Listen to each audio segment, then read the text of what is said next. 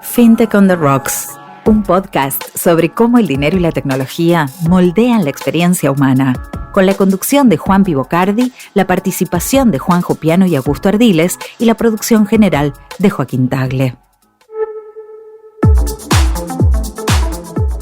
Bienvenidos a un nuevo capítulo de FinTech on the Rocks. Hoy vamos a hablar sobre cómo es emprender en FinTech en Latinoamérica. ¿Es tan sencillo como dicen? Si armo un deck de 10 páginas y prometo que voy a incluir a toda la población de bajos ingresos, ¿eso alcanza? ¿O los inversores me van a pedir algo más? Antes de dar inicio a este apasionante debate, Augusto nos va a contar la historia del día. Juanpi, Juanjo, ¿cómo están? Muy bien, ¿y vos? Muy bien. La próxima, Juanjo, hay que grabarlo a Juanpi porque me gusta su modo zen cuando está haciendo la presentación. Sí, yo creo que viene de yoga, ¿no? En general, Sí, antes es digno un video. una clasecita de yoga y viene. Me enfoco y me concentro. Me parece muy bien. Si vamos a hablar, Juanpi, de emprender y de informática, seguramente no debe haber mejor historia para contar que la de Steve Jobs, el fundador de Apple. Estamos hablando de una empresa que, a mi modo de ver, más contribuyó en llevar a la humanidad a lo que es esta era post-contemporánea en la que muchos historiadores ya empiezan a decir que estamos viviendo. Probablemente todos sepamos qué empresa es Apple y en algún momento de nuestras vidas hemos interactuado con algún producto de esta marca y en el caso de que no lo hayamos hecho seguramente vamos a interactuar en los próximos años. Y es interesante poner un poco de perspectiva y de contexto, ¿no? En el sentido de que la historia de Apple comienza recién en el año 1976, es decir, hace menos de 50 años. Y la historia de Apple, sin lugar a dudas, está totalmente emparentada con la historia de Steve Jobs, digamos, ¿no? O mejor dicho, es en gran parte la historia de Steve Jobs. Una persona que probablemente podría haber sido un monje budista en alguna vida paralela, como le gustaba a veces soñar o pensar a Borges, pero que en este mundo que nos toca vivir terminó siendo, ¿por qué no?, el mayor revolucionario o el mayor, digamos, emprendedor de todo el siglo XX y por qué no también decir que probablemente haya sido el siglo XXI. La historia de Apple comienza en 1976, cuando luego de haber tenido sus primeros trabajos, Jobs, se junta con su amigo Stephen Wozniak y empiezan a armar lo que sería el primer prototipo de la Apple I. La Apple I era un ordenador, una computadora casera, que para en ese entonces era totalmente revolucionaria. Se juntaron, armaron las primeras computadoras que ni siquiera traían teclado ni mouse. Fueron a uno de los locales de computación de Palo Alto, en donde estaba teniendo el auge toda la industria del software y de la informática.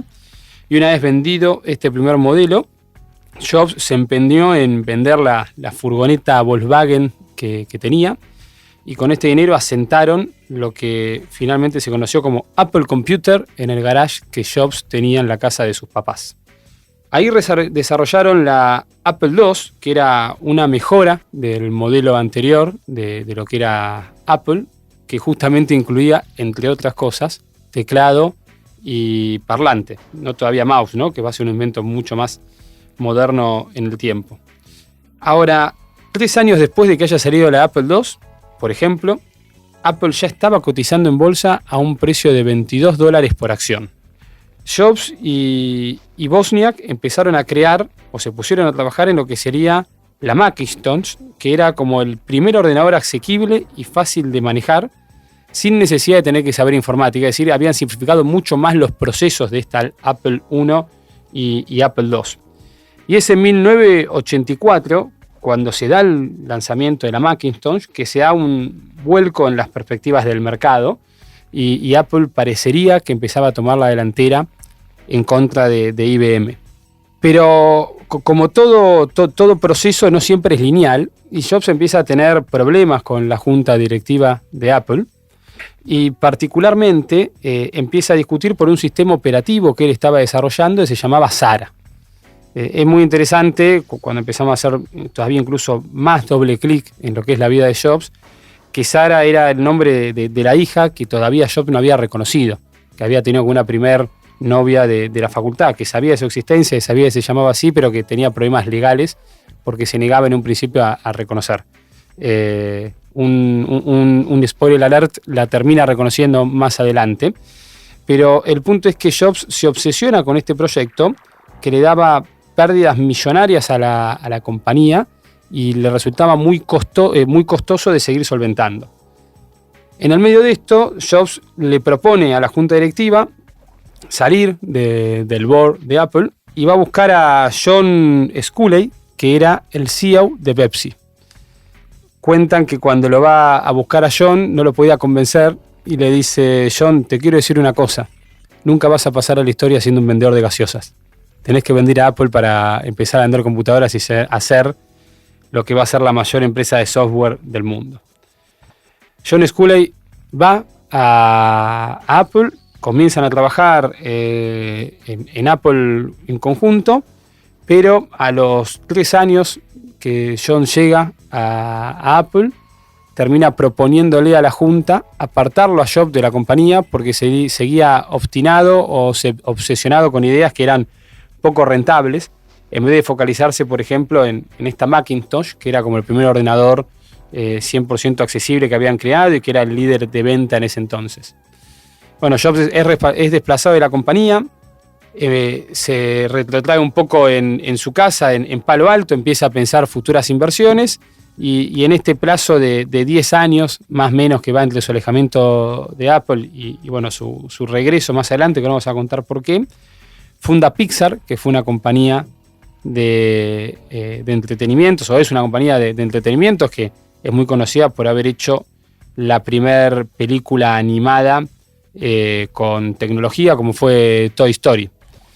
Y entre otras cosas también funda Next, que era una empresa también de computación que paradójicamente competía con la empresa que él había fundado y de la cual también era accionista.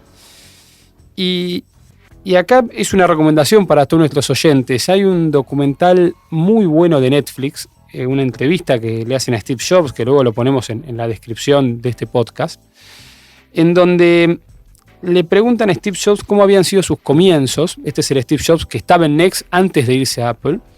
Y le preguntan si a los 23 años él ya tenía $5 millones en su cuenta bancaria. Y él en un momento se queda como tildado en esta entrevista, se queda como 15 segundos tildado, que para una entrevista es mucho tiempo. Y le dice: ¿sabes qué? Sí, a los 22, 23 años yo tenía $5 millones. A los 24 tenía 8. A los 25 tenía 15. A los 27 tenía 30. Pero ¿sabes qué? Lo hubiera hecho igual aunque no hubiera cobrado este dinero, porque a mí lo que me motivaba y lo que me motiva no es la plata, es realmente algo mayor, algo más grande, es hacer cambios que trasciendan, que pasen que trasciendan a uno, que evolucionen más allá de nuestro paso por esta vida. Las vueltas de la vida hacen que a Jobs lo vuelvan a buscar en el año 96, 97, cuando Apple estaba perdiendo mucho dinero. Y bueno, cuando vuelve Jobs a Apple, agarra una empresa que estaba con una caída muy marcada en la bolsa, estaba permanentemente perdiendo su valuación año tras año, y Jobs empieza a refundar lo que era la cultura corporativa de Apple, donde el primer gran lanzamiento que lo hace en el año 2001, si mal no recuerdo, que es con el famoso iPad, que fue una forma totalmente revolucionaria de volver a escuchar o de empezar a escuchar música, para culminarlo, digamos, con el lanzamiento del primer iPhone en el año 2007.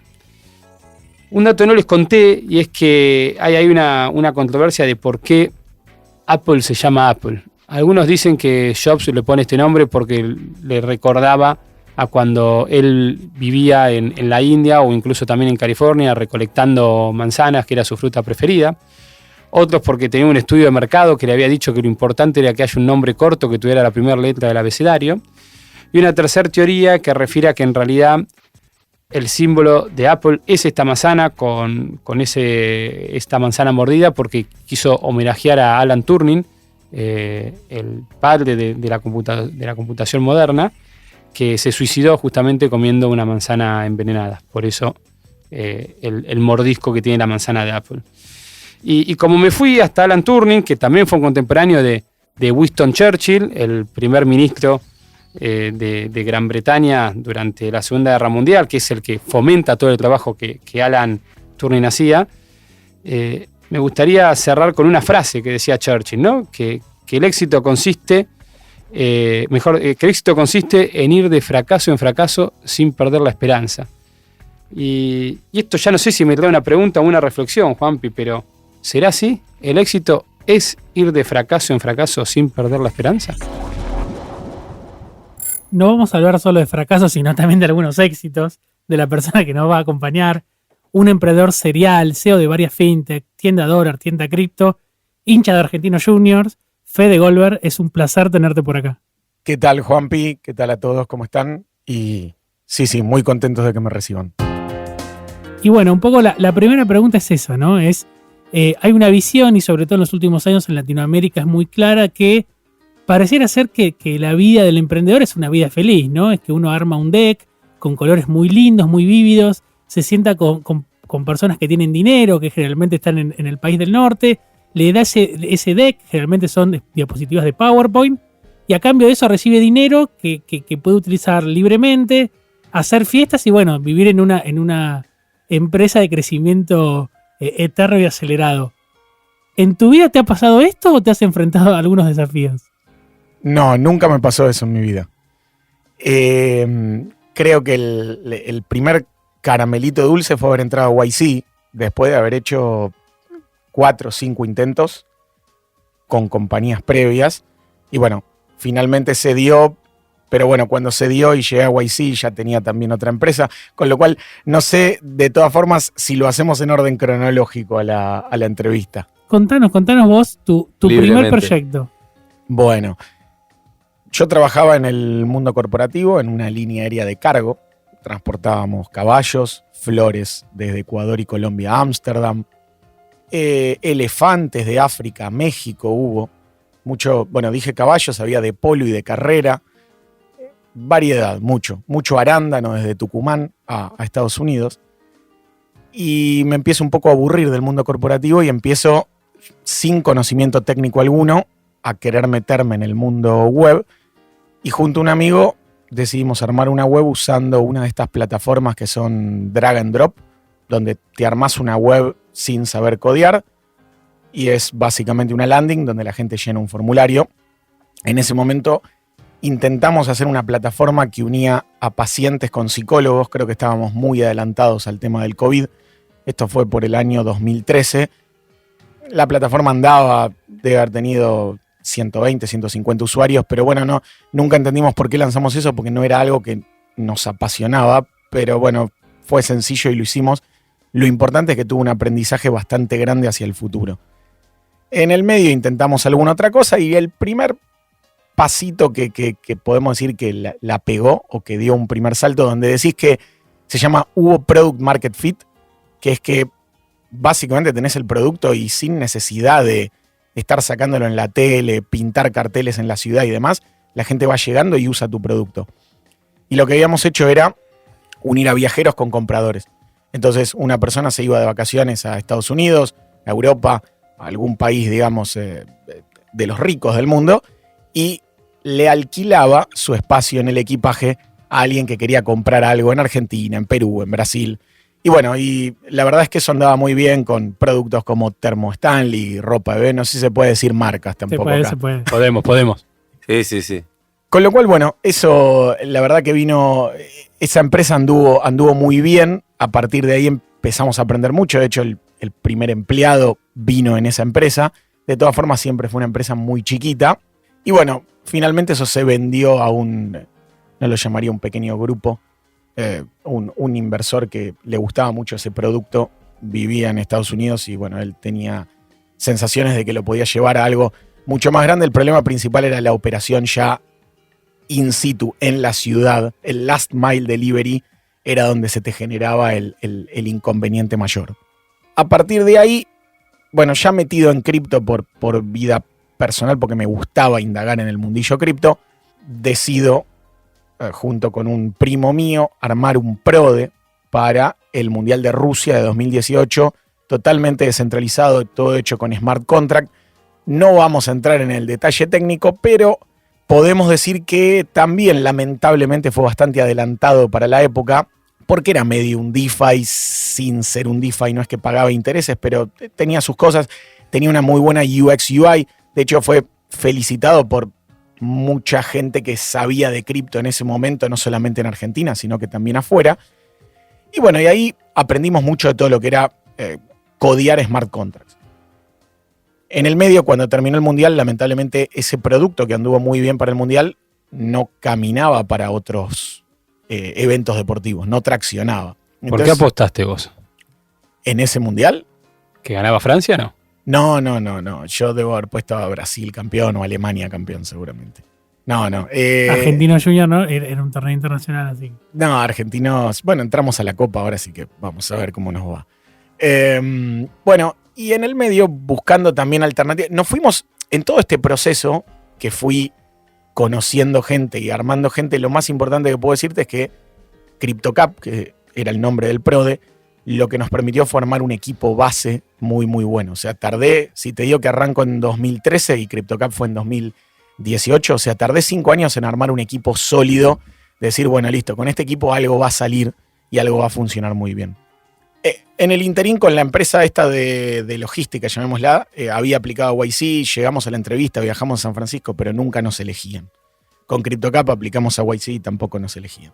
Finalmente, se suma un socio más y en la época del 2019, cuando se abrió un poco la economía en Argentina y era más fácil conseguir una licencia de cambio, aplicamos a una licencia de cambio al Banco Central y la obtuvimos muy rápido, sorprendentemente, con lo cual empezamos a vender dólares, con bastante poco conocimiento sobre lo que era un mundo regulado, con reglas bancarias y normativas.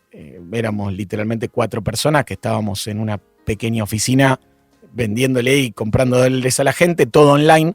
Lo que la gente hacía era, al día de hoy existe, pero vende a $200, envía los pesos al CBU de la empresa, los cambia por dólares y se los manda al banco. ¿Por qué la gente lo elegía? Porque vendíamos más barato que el banco, porque tratábamos mejor al cliente y porque todo era muy rápido. En 3 minutos tenías los dólares en tu banco. Ese fue un perfecto ejemplo de Product Market Fit, porque realmente no hicimos un gramo de publicidad más allá del Twitter y de repente empezó a haber 1.000 altas por día, 1.500 altas por día, porque le resolvías una necesidad a la gente. Ahí es donde muchas veces uno ve startups que crecen porque uno los ve en los diarios, en la tele, en la radio, en las revistas, pero no resuelven un problema real. Entonces después, cuando se acaba esa nafta, que es la guita, empiezan a ocurrir los inconvenientes. Acá, con 0 guita, literalmente es un gran momento ese. Fuimos con $200 en efectivo al banco a depositarlos en la cuenta y a partir de ahí la empresa empezó a crecer. Con esa sí entramos a YC, finalmente. Pará, ahí te interrumpo, Fede. Sí. O sea, encontraste el Product Market Fit, tenías un producto rentable. YC te dijo, vení que queremos, que tu proyecto participe de la competencia. Que eso en el futuro te abre, obviamente, el acceso a un capital bastante ilimitado. Ahí se podía decir, listo, llegaste y tuviste éxito, ya está. Bueno, sí, ojalá uno así lo pensaba y así quizás uno lo piensa una vez que tiene la empresa, pero los altibajos que tiene el mercado son bastante asombrosos. La cuestión es que efectivamente, la verdad es que nos iba bien. Habíamos contratado ya al primer empleado y a 2 más también del lado de desarrollo. La página evolucionando, como digo, había más o menos 1.000 altas por día, por poner un número más o menos grande. Y iba creciendo en volumen y creciendo en volumen. Entramos a YC en octubre del año 2019, principios de octubre, creo que esto fue antes de las elecciones. Y YC arrancaba en enero del 2020. En diciembre del 2019 vinieron los cepos de todos colores, así que llegamos a YC, le dije, mira, te llegué con esta empresa, pero ahora ya no tengo más empresa. Y el tipo me dice, no, pero eso es algo imposible. No, le digo, es en serio, o sea, yo operaba toda esta cantidad de dinero por día y ahora opero 2.50 pesos. Argentina, no lo entenderías. Exacto. Así que igual el tipo, digamos, el partner que era como el que nos adjudicaron a nosotros, nos dijo una cosa que fue, Miren, yo los elegí por el equipo, así que fíjense qué hacen y después me avisan. YC tiene algo que es un investor que te dice, toma la guita, usa mi red y ya está. Yo no te voy a molestar en absolutamente nada. O sea, la verdad que es un investor bastante amigable, YC, en ese sentido. Bueno, en el medio, ahí fue Tienda Dólar, que fue esta agencia de cambio, fue nuestra primera incursión en fintech.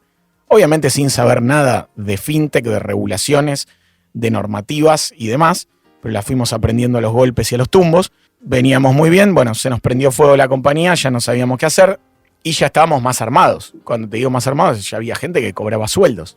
Entonces la desesperación era un poquito mayor que con CryptoCap.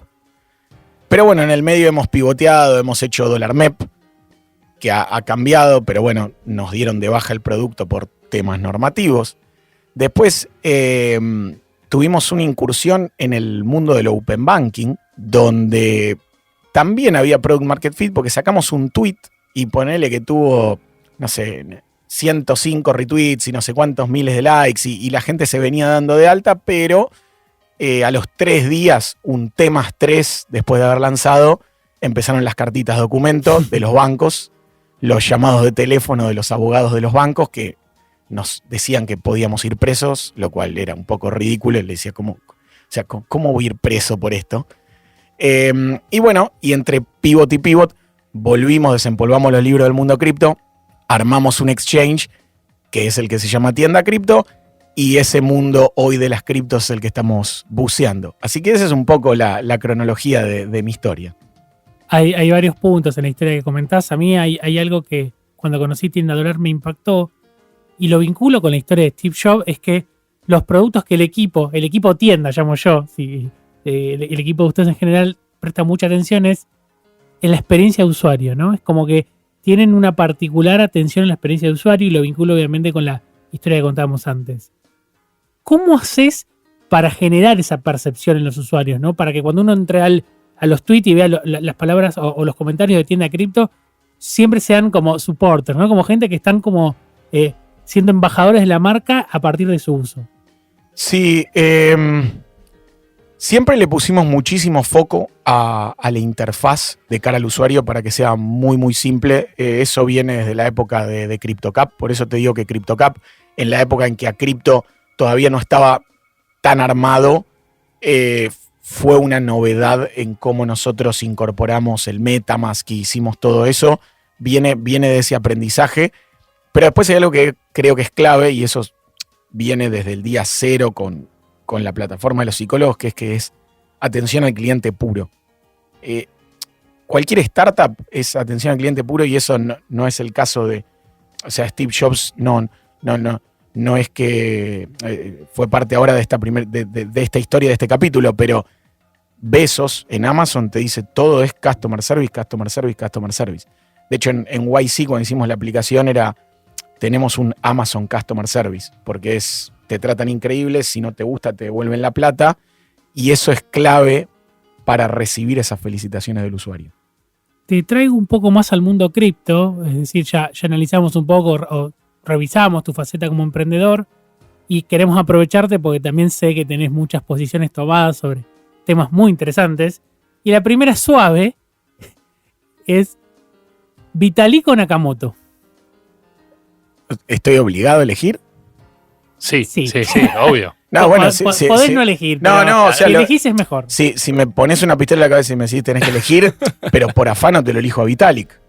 Es genial porque hace unos capítulos tuvimos a otra persona que es un poco más identificada con la comunidad Bitcoin y dijo que la pregunta era muy muy fácil y que hubiera elegido siempre a Satoshi. ¿Por qué Vitalik? No, o sea, yo entiendo, Satoshi fue el generador, el fundador de esta, llamémoslo, de esta tecnología. Lo que pasa es que Vitalik le hizo un upgrade, si querés decirle, a la tecnología. La escaló a un nivel y le permitió codear en la tecnología, lo cual es sacado. O sea, Bitcoin es increíble, fue el inicio y me permite mandar plata de A a B, pero después, gracias a Ethereum con Vitalik, puedo empezar a codear cualquier cosa encima.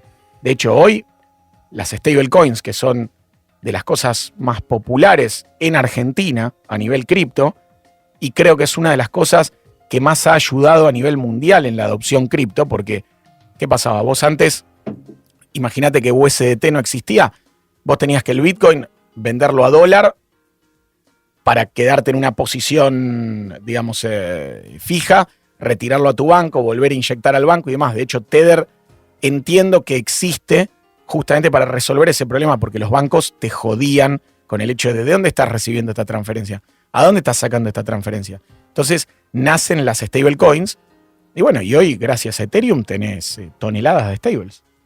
Ahí vos estás diciendo, y parezco Fantino acá, que de las mayores innovaciones que hay en el mundo cripto se la debemos a, por ejemplo, una entidad centralizada como Circle. O sea, como que en definitiva la centralización no es tan mala.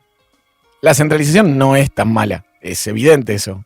Preguntale al yanqui o al europeo si quiere tirar abajo sus bancos, si quiere tirar abajo, no sé, algunas otras entidades.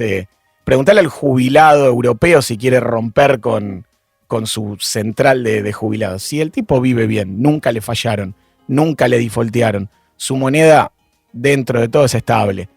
No quiere levantar las banderas y la revolución de quiero romper todo y quiero todo descentralizado. Está muy bien lo descentralizado, está muy bien lo centralizado que funciona bien, que convivan los dos mundos.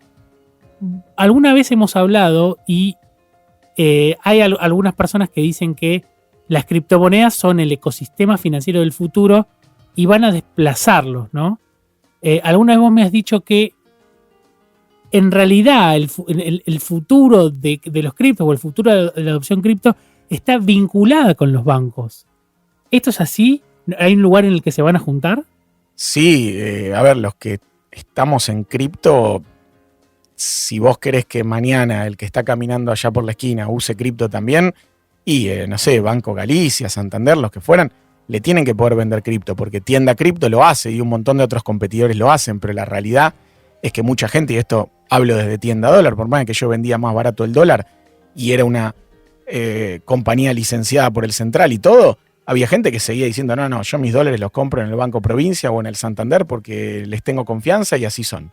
Entonces, no hay dudas de que eso va a ocurrir. El exchange Tienda Cripto, si no hubiese bancos, no existiría tampoco. O sea, tiene que poder descansar su dinero en cuentas bancarias. Entonces, evidentemente la forma para que esto siga creciendo es donde se encuentran el mundo financiero tradicional con el mundo cripto. Y bienvenido sea que haya algo que sea puro y exclusivo cripto, porque quién sabe, capaz que yo en el futuro termino armando algo 100% descentralizado como lo fue CryptoCap, donde en CryptoCap no había bancos, no había nada. Y era una fiesta también, igual que lo es Tienda Cripto. Me parece que hay proyectos para una cosa y para otra, las dos cosas van a funcionar, y sí necesitas que el mundo financiero se meta de lleno en cripto para que esto siga creciendo y siga teniendo más capitalización de mercado. Cuando te tocó arrancar, Fede, a emprender, pasaste desde algunas cosas más descentralizadas hacia otras reguladas y centralizadas, y quizás alguna, la actual, digamos, más bien centralizada, es decir, de brindar un servicio de venta de criptomoneda e indirectamente también de custodia, corregime, ¿no? ¿Cómo es este proceso de comenzar a emprender? ¿Cómo es el hecho de sentarte en un hoja en blanco y decir, bueno, ¿por dónde arranco? Imagino que es una pregunta que te hicieron siempre, pero que a más de uno le debe pasar cuando emprende, decir, bueno, tengo que hacer 80 cosas, desde el café a la mañana hasta ver si está la hoja 4 para cuando tengo que imprimir esto para la autorización, y lo más importante todavía, ¿no? Toda la infraestructura tecnológica que va por atrás en esta lógica de Web3, digamos, en la que ustedes están prestando servicio, que permanentemente se reinventa y permanentemente está atacada por regulaciones, ¿no?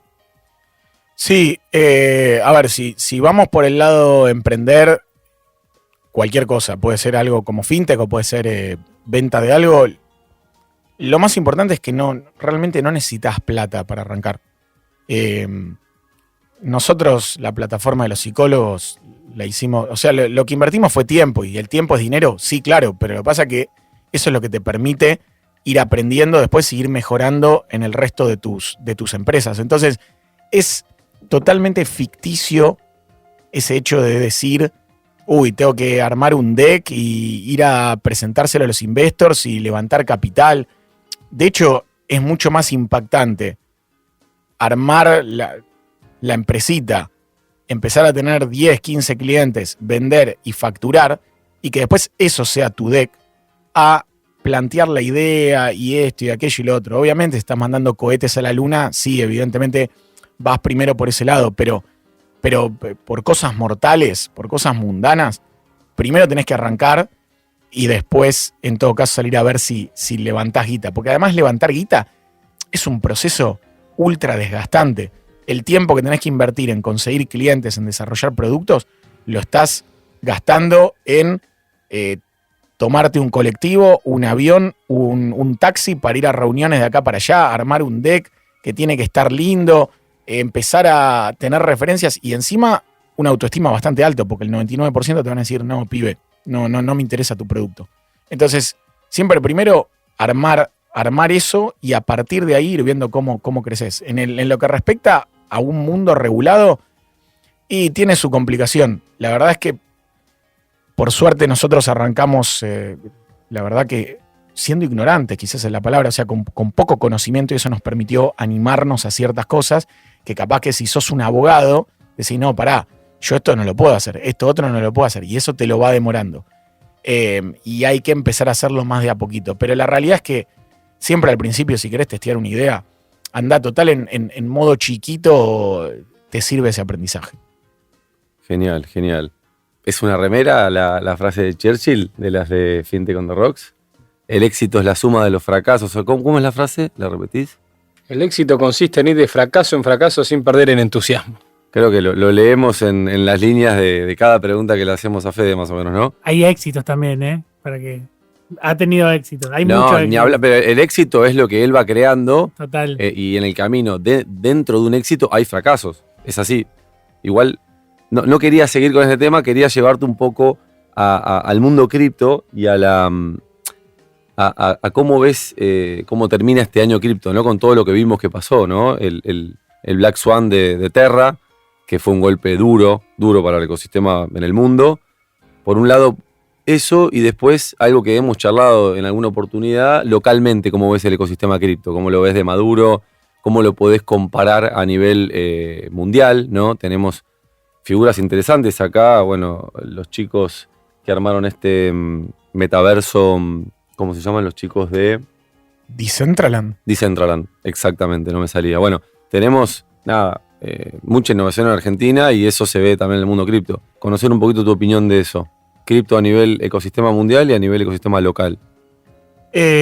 Cripto, la verdad, creció un montón. Desde el día cero, desde hace 4 años a hoy, creció un montón. Tiene muchísima más gente a nivel mundial onboardeada que hace 4 o 5 años. De hecho, a mí siempre lo que me gusta mostrar es, no mires tanto la curva de Bitcoin o de Ethereum, que como sube y baja es una montaña rusa, pero sí mira la curva de capitalización de las stablecoins, de las más grandes, USDT, USDC, BUSD, DAI, y vas a ver que es solo crecimiento. Eso te muestra que llegó mucha guita al mundo cripto. Tiene palazos, sí, como el de Terra, en el pasado también tuvo otros palazos, vamos a seguir viendo esquemas Ponzi y estafa. Bueno, Celsius murió, y después alguna otra también por ahí, pero me viene Celsius, que era bastante grande. Justamente, y a veces lamentablemente tienen que venir regulaciones por tipos como el de Celsius, un desubicado que se puso a timbiar la guita de la gente. Y a nivel argentino, lo mismo. O sea, la verdad es que obviamente te acompaña todo el problema que tiene el peso argentino, te acompaña a que la gente busque alternativas, y con todas las movidas del cepo y demás, la gente encontró en las stablecoins una alternativa para salir al dólar, una alternativa para irse de viaje y terminar gastando eso. A nivel ecosistema local, creo que a nivel exchanges, no sé, ya habrá 8 o 9, algunos más grandes que otros, que están bien posicionados hoy. De hecho, había leído hace poco que hay más cuentas en exchanges que, por ejemplo, en sociedades de bolsa, que cuentas comitentes. Entonces, de hecho, evidentemente... Ese dato es fuerte, no lo tenía. Sí, de hecho, bueno, ahí lo que te muestra es que, más allá de que, insisto, era como comprar dólares y también tenés dólar MEP, que capaz que es un poquito más complicado, pero también te muestra cómo esta industria cripto que es financiera porque es guita, pero al mismo tiempo es tech pura y le hizo la vida fácil a la gente. Y por eso hay más cuentas cripto que cuentas en brokers. Porque haces un clic, te das de alta, mandás la guita, te llega al toque. Hoy empezó a crecer, pero había pocas Alix hasta hace un año, donde vos mandabas la guita, a los 2 minutos la tenías. Las Alix tardan por un tema de que te paga el mercado, hasta las 6 de la tarde no te mandan los pesos. Y bueno, claro, y llegó esta revolución de guita con tecnología que mezclada hizo una eficiencia hermosa. No soy el experto en historia, como dice Juanpi, intento aprender y leer, y lo hago, Fede, porque me interesa entender los procesos que acontecieron en otros tiempos, en otras circunstancias, porque con más o menos similitudes se suelen repetir.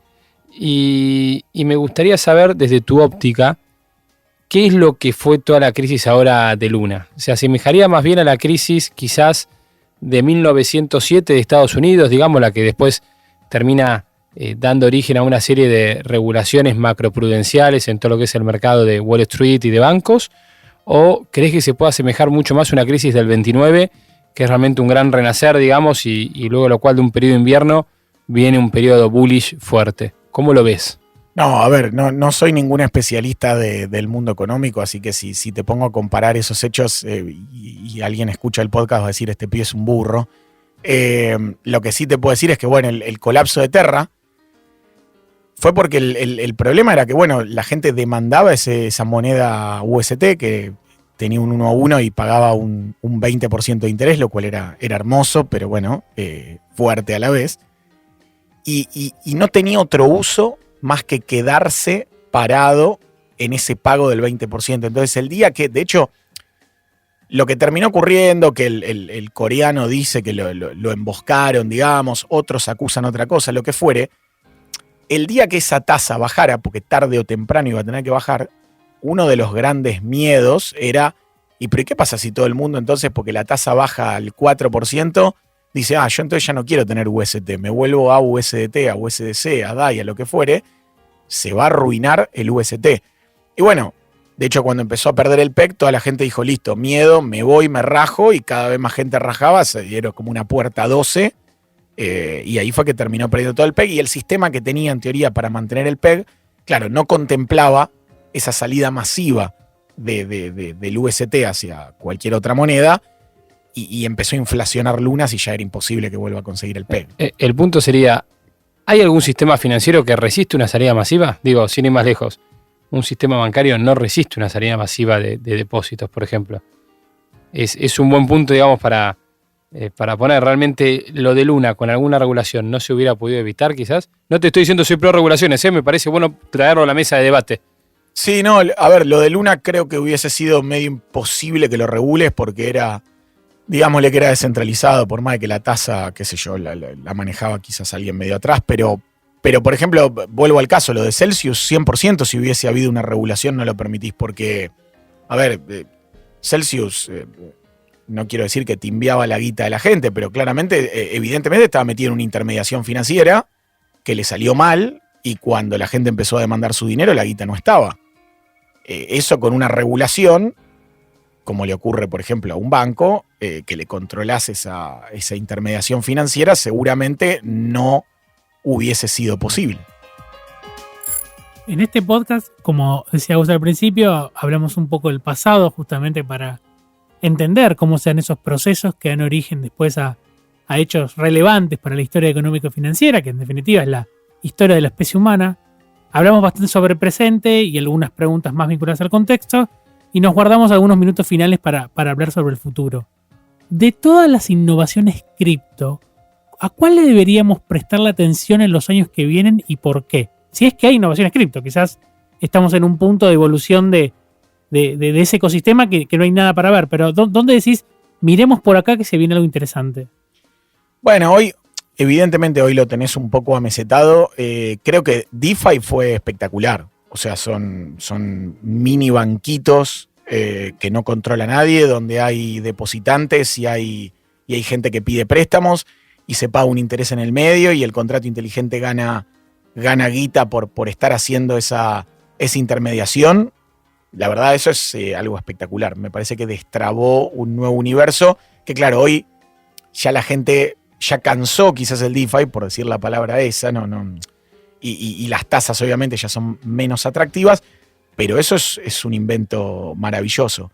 Después a mí me parece que el gran parte del atractivo de cripto puede estar en pagos, en hacer uso de las criptos para realizar pagos, no sé, de comprar pasaje de avión hasta ir al supermercado, ni hablar para hacer las transferencias internacionales, que eso ya mucha gente lo debe hacer, lo que son las remesas, mucha gente también ya lo debe estar usando, pero más que nada el hecho de poder ir a la carnicería y poder pagar con cripto, o ir al supermercado y poder pagar con cripto, me parece que ahí es donde a mí me gustaría poner el foco.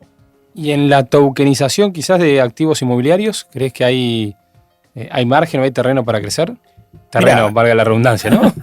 Debe haber, yo no soy muy fanático de eso. Ahí tenés metido igual, entiendo, toco medio de oído, pero tenés metido de que si vos tokenizás tu departamento y el token, no sé, sacás 20 tokens de un departamento, lo tienen 10 personas diferentes, vos podrías pagar el alquiler, se va distribuyendo entre los tenedores de esos tokens, pero ahí ya tenés metido el tema de la SEC, de que es un security, de que no es un security. Ahí ya tenés mucha regulación metida y entiendo que por eso no debe haber prosperado todavía demasiado. Sin dudas hay cosas así. Bueno, el concepto de DAO, que ya se puede legalizar, digamos, vos te vas a Wyoming y aparentemente podés tener legalmente una DAO. Sí. Vos me preguntás, ahora mismo, para poder, no sé, para tienda cripto, ¿le sirve ser una DAO? No, sería un quilombo monumental, no tiene sentido que sea una DAO. Son muy pocas cosas hoy que pueden tener sentido tener una DAO. Entonces, claro, estamos en los inicios. Entonces, pero bueno, capaz que más a futuro, a mí siempre cuando me llaman algunos que me consideran experto en cripto y me dicen, che, yo no podría hacer esto por hacer una DAO, no sé qué, a mí lo que me gusta siempre contestar es, Argentina es una gran DAO. No, remera, anotá frase Argentina remera. es una gran DAO, ya lo estoy anotando. Remera, salió otra remera más. Estamos a ritmo de una remera por capítulo, ¿no? Pará, desarrollame la idea de por qué Argentina es una gran DAO, porque me tiraste la frase, 2 puntos, desarrolle. Y no, porque, qué sé yo, técnicamente somos todos a través de la democracia, donde votamos, elegimos a nuestros representantes políticos, a los representantes del pueblo, y bueno, y así estamos, ¿no? Lo que pasa es que en la DAO está todo medio preestablecido y, corríjame, hay como un estatuto principal y no se van borrando con el codo lo que se escribe con la mano, ¿no? Ahí por ahí... No, hay obviamente lo que sería la constitución de la DAO, la constitución nacional de la DAO seguramente puede tener un montón de matices, pero la realidad es que en una DAO todos tienen ese derecho a voto y al final, si querés hacer una DAO bien posta a posta, tenés que someter tu idea y hacer un lobby para que tu idea realmente camine entre el resto de los que tienen ese poder de voto y al final de cuentas terminás desgastado, lobeando porque tu idea salga a la luz y después cuando tenés que laburar para que esa idea se haga, ya estás totalmente desgastado. ¿Con quién hablamos de armar un país acá? Manu Beltrá dijo que quería armar Manu un país. Beltrá, bueno, tenemos ahí una herramienta para meterle toda la parte básica de la Constitución, ¿no? Podría ser una DAO del país de Manu. Estoy pensando que vamos a empezar a intercambiar remeras, así la de Satoshi es argentina y la de Manu, esta de Argentina es una DAO, es de Fede, vamos a hacer un encuentro, intercambio de remeras, ¿viste? Y una alianza estratégica, ya está. Claro. Lo que no vamos a traer es remera de gimnasia, Augusto, por las dudas. No, ahí vamos a regalarle una a cada invitado también, ¿viste? Va a ser como con los whiskies. Muy bien, muy bien. Bueno, nosotros, para cerrar, le dejo la pregunta del final al entrevistador picante. Spoiler alert, no es joda lo que viene. La pregunta buena leche. Estamos hablando de lo que ya es un clásico en este ciclo y lo que queremos saber en este último ratito del podcast, de la charla, es ¿cuál es el problema del mundo que te obsesiona resolver? ¿Hay alguno? ¿Es un tema, no sé, que no tenés del todo claro? ¿O hay algo que decís, che, quiero resolver esto? ¿Tiene que ver con tu empresa o no? Bueno, eso nos lo dirás vos, pero sentite libre de ir por el lado que quieras, digamos. A ver, no, por el lado de la empresa, no sé, hay miles de problemas, pero entiendo que son menores, son satisfacciones personales. A nivel más grueso, y te hablo de Argentina, que es el país donde me gusta vivir, tengo amigos que viven afuera y la verdad que no por el momento no elijo esas ciudades. Y la verdad que lo que me gustaría resolver es el quilombo que tenemos a nivel político en Argentina, donde tenemos dos bandos que se pelean, pero ninguno hace nada. Me preguntás cuál es la forma de resolverlo, no sé, porque yo por ahora en política no me interesa meterme. Pero ahí radica el mayor de los inconvenientes y me encantaría que eso, tener una llave para resolver ese problema. O sea que digamos que si plantás un árbol, tenés un hijo y escribís un libro, le agregamos ser presidente de un país y sacarlo adelante y ya está. Estás.